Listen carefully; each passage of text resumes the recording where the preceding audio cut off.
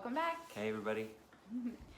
So we're going to do this section that's, if you're in the book, it might be hard to find because it's in the middle of a paragraph. It's called "Instead Up is a Constant Unlimited Fuel That Powers Your Actions," and that will also be in the text above this video. So it'll be Or below in the description if you're watching YouTube. Yeah, above or below, linked with this. Somewhere close to this video.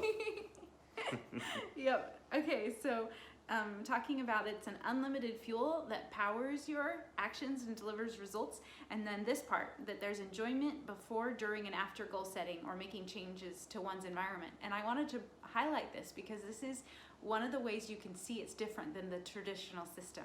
So the traditional system doesn't have enjoyment before, during, and after goal setting. It usually uses the opposite of enjoyment to motivate you to get you going, to keep you going, and then sometimes you don't even get the enjoyment for the end result. So it's, if there's any enjoyment, it's usually at the end result, but this is before, during, and after. So that's different than the traditional system.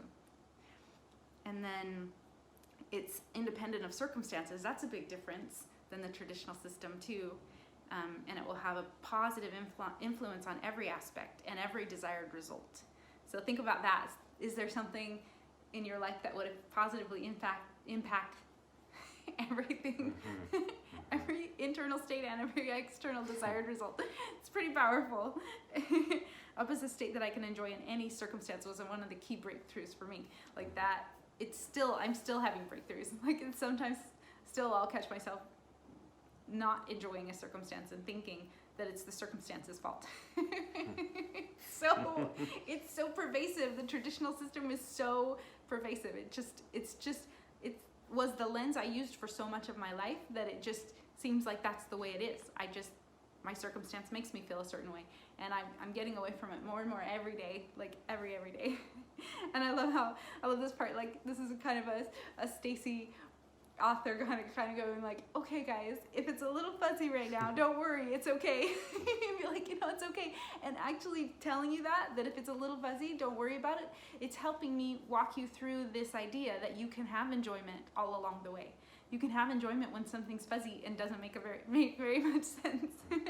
So yeah, don't feel like you have to rush through it. Like get a good handle on it. Take time, play with this idea, try to make sense of it as much as possible.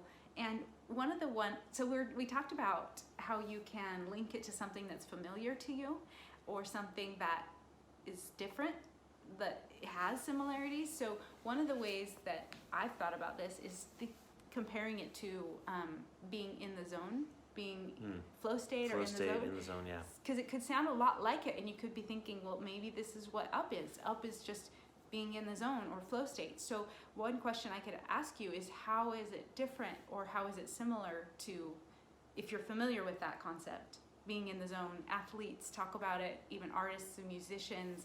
Like I'll describe it. It's where what you're doing is just happens kind of in a fluid, effortless way. You know what you need to do for the task, and it just happens like kind of in an instinctive way. Time stands still or gets slow. It's just almost no concept of time, and you feel amazing. Like when you look back on those times when you're in the flow state, it's just with such fondness. It's like, wow, that I was in the zone.